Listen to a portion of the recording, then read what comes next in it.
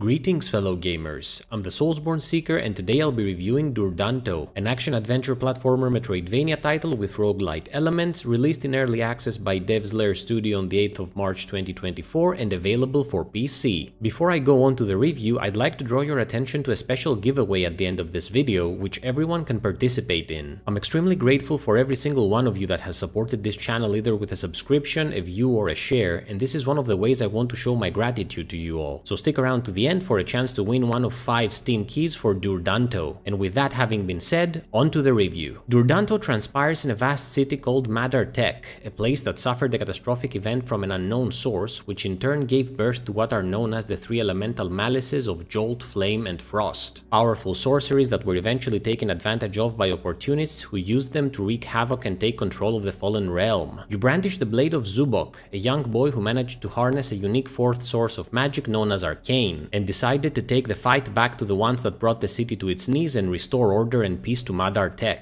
I must admit that the story of DurDanto is really intriguing and also delivered with a very lyrical approach that brings to mind the way a myth would be narrated, which I found quite engaging. The tale as well as the world's lore are progressively revealed to you in a few different ways, most notably brief cutscenes, item descriptions and dialogue sequences, all of which build up a sense of wonder akin to hearing about the grand legend for the first time and trying to see how the different pieces fit together to make a coherent whole. The game being in early access meant that I didn't get to experience the whole of the narrative, and if anything I'm still trying to figure out exactly what is going on, but what I've seen so far is interesting enough for me to want to come back and see the whole thing to the end once it's completed. When it comes to the setting itself, even though MadarTek is considered a single city, it is actually home to a wide variety of different biomes that you will have the chance to explore, each one completely different from the other and featuring a unique array of traps, platforming segments, musical compositions, as well as color palettes, making every area memorable by giving it a distinct feel. From verdant forests to haunting crystalline caverns all the way to frosty snow peaks and treacherous ruins, MadarTek will never bore you, offering unique challenges depending on which part of it you are exploring at any given moment. Adding to the visual beauty is also the pixelated art style utilized to bring the world to life, with detailed vistas and smooth animations making the presentation even more enticing. I got to explore a total of 6 different biomes in the early access version of DurDanto, and I'm really looking forward to the new ones that will be introduced later on. Needless to say, simply having a visually appealing world is not enough to make the game engaging, since said world needs to be alive and filled with things to do and find, which brings us to exploration. Thankfully, the realm of MadarTek has several secrets for you to uncover that are definitely worth the effort, since the ones I found comprised of either crystal stones, which are the game's currency, or equipment pieces that made my life much easier when it came to facing the challenges the city threw at me. Crystal stones are mainly utilized in order to purchase and upgrade new skills from the various altars you find across the setting, which are used as save points, restoration shrines that refill your health and healing vials, as well as skill tree access points, allowing you to decide which offensive ability you wish to obtain next. Equipment, on the other hand, corresponds to certain relics and pieces of clothing you may find that give bonuses relating to a variety of different aspects of your character, such as an increase in your physical attack or defense statistics, as well as improvements on the potency of your healing potions or magic skill damage. In terms of equipment, it is worth noting that it is based on somewhat of a weight point system, which keeps you from equipping everything at once, with each piece having a specific point cost and you having to decide which is the best loadout for you based on your playstyle, so that you can keep the appropriate items equipped. Said point threshold can increase by repeating a special side quest for a villager that lives in a small settlement in order to be able to equip more items in the long run, so there's growth opportunity here as well. There was one more upgrade location that I found during my playthrough, which was an altar that needed a special currency called Seed of a Dream, which can be obtained by completing the dungeons of the game and allows you to use said currency in order to directly upgrade your health and mana bars, as well as increase the number of healing potions you can carry. In relation to exploration, of interest here is also how the game handles its ability gated element, which is a staple of the Metroidvania genre. More specifically, as Zubok, you will get to progressively discover and obtain the powers of the aforementioned elemental malices of Jolt, Flame and Frost, for an overall total of 4 different forms of magic power that you will be able to switch between at will. Each form is not just a color swap for your character, but also offers a completely different set of offensive and platforming capabilities by providing a special skill that will help in exploration, as well as a set of magical attacks that can decimate your enemies when used correctly. quickly. For example, the Jolt form gives you the ability to dash forward as well as cast lightning spells that electrify your foes, whereas the Flame form offers you fire magic attacks as well as the skill to walk through poisonous clouds without getting damaged. I was able to experience 3 of the 4 forms during my playthrough, and I was happy to see that I had to use all of them at different sections if I wanted to proceed, sometimes in the same challenge. If there is one thing that left a sour taste in my mouth when it came to exploration, that was the noticeable lack of a fast travel system, but I'm not sure if this is to be discovered at a later point in the game and I just didn't get to experience it here. Staying on the exploratory aspect a bit more, one thing I would like to give special mention to are the platforming segments that kind of caught me by surprise. While the game starts relatively easy in its first biome, once you reach the second one it becomes evident that things are a bit harder than expected and continue progressively so as you move forward. More specifically, DurDanto features some of the more challenging platforming sequences I have experienced in a Metroidvania game lately, made even more difficult by the fact that there are certain pits that kill you instantly if you fall in them, forcing you to start from the last save point, which could be a good distance away. Now, while insta-death in platforming is not really something I enjoy, I did find myself constantly eager to beat each new acrobatic challenge I would face, with every failure simply fueling me to find a way to emerge victorious. Especially in the latter parts of the game, you'll have to be fast and think on your feet since, at times, you'll need to switch between forms in order to go through a platforming segment successfully, though I'll admit that the Jolt form is probably the one you'll use the most in these situations. Thus, if you enjoy a nice challenge, this element of the game will probably scratch that itch. The one negative I have to say in relation to platforming is that at times it feels like the camera is working against you. There are specific situations where the camera doesn't keep Zubok at its center, meaning that you get a blind spot either above or below, which in turn results to you not being able to spot enemies or traps until it is too late. You do have the option to try and move the camera up or down if you tilt the controller stick in that direction, but the camera movement is slow and, in certain situations where speed is of the essence, can result in hits or deaths that may feel a bit cheap. Finally, exploration comes full circle with the dungeons, which are also a main selling point for the game, as well as where the roguelite element of its nature comes into play. In order for you to progress the story and obtain important abilities and items, you'll have to beat certain dungeons that can be found across the map in the form of portals that you need to go through. Once you have entered a dungeon, there is no going back, with your only way of leaving it being either death or completion by defeating the boss waiting for you at its end. Each dungeon is comprised of 3 different areas you will have to go through before the boss arena, filled with enemies and traps galore, as well as certain upgrades you get to either buy or choose among at certain points, which stay with you until the end of your run in said dungeon. An interesting note here is that dungeons contain a special shop that works with a specific dungeon-only currency that you obtain by defeating enemies, introducing a nice element of strategy where you sometimes may have to fight enemies you don't want to in order to get the gold necessary to buy an upgrade that could save your life later on, or risk it and go on without this upgrade, potentially dooming yourself. The roguelite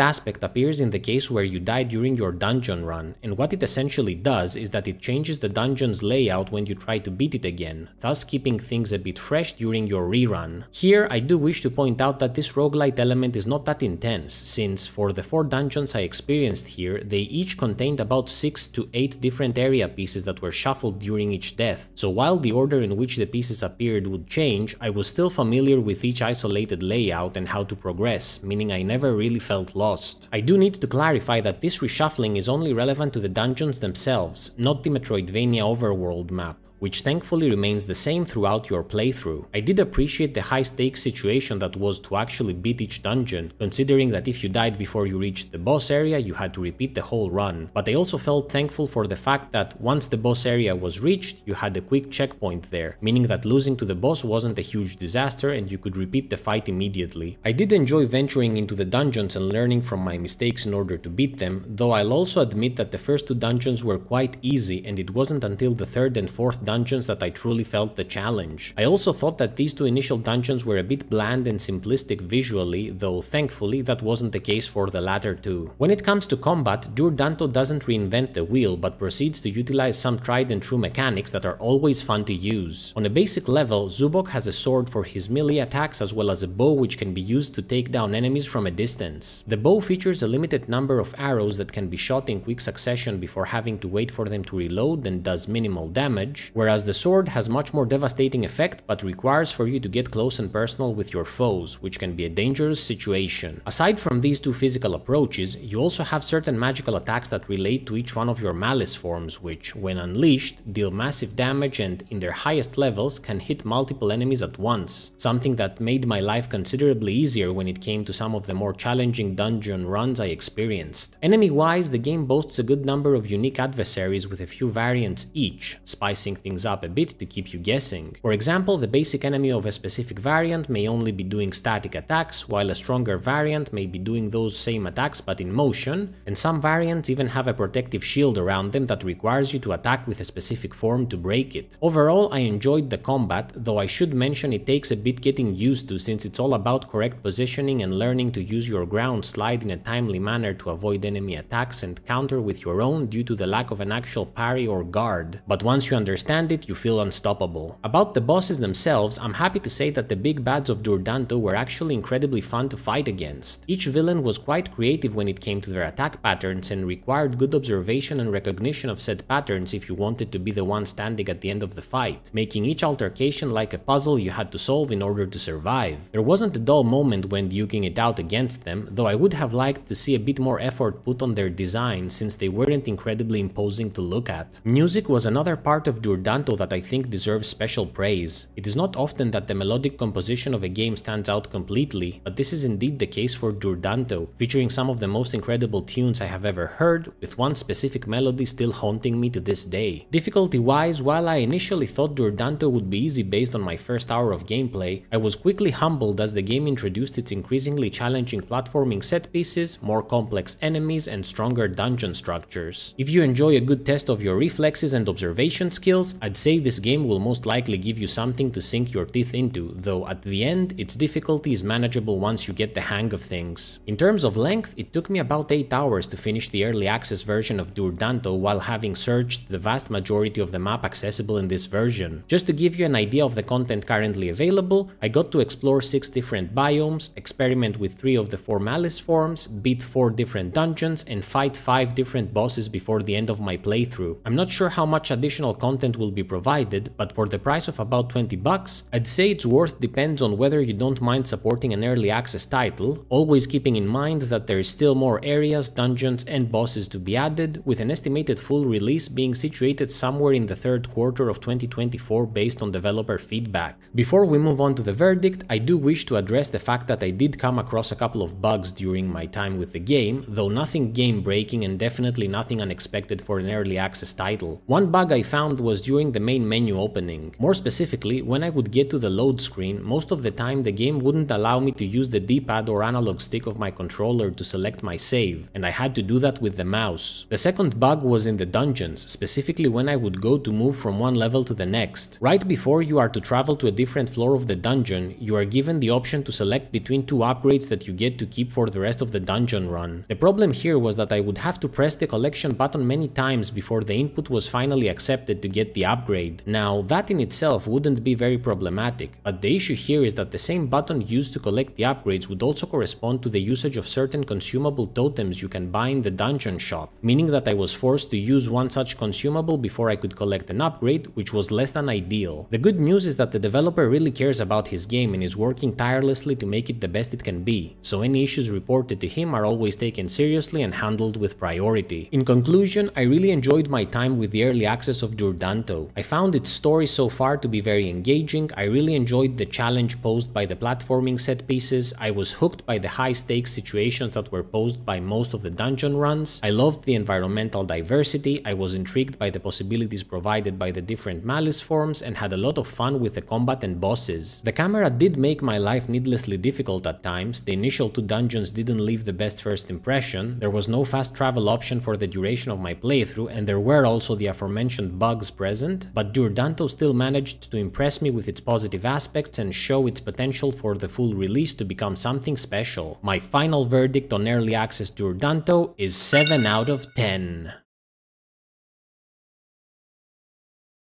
Now, before we end this video, I want to thank the developer of DurDanto for being kind enough to offer 5 Steam keys for the game for me to give to 5 lucky winners of this giveaway. All you need to do to participate is simply leave a comment, which immediately places your username in the lot. The giveaway will last until this coming Sunday, the 17th of March 2024, 1 minute before midnight Eastern European time, at which point I will randomly draw 5 names from the comments and then contact each one separately to provide their key. I once again want to thank each and every one of you for supporting this channel, and I'll do my best to give back to the community in the future as well. So with all that being said, what did you think about DurDanto? Have you played it yet? Do you agree with the points I mentioned, or do you see things differently? Let me know in the comments below, and please subscribe if you enjoyed this video. As always, thank you so much for watching. Until next time, Soulsborne Seeker out!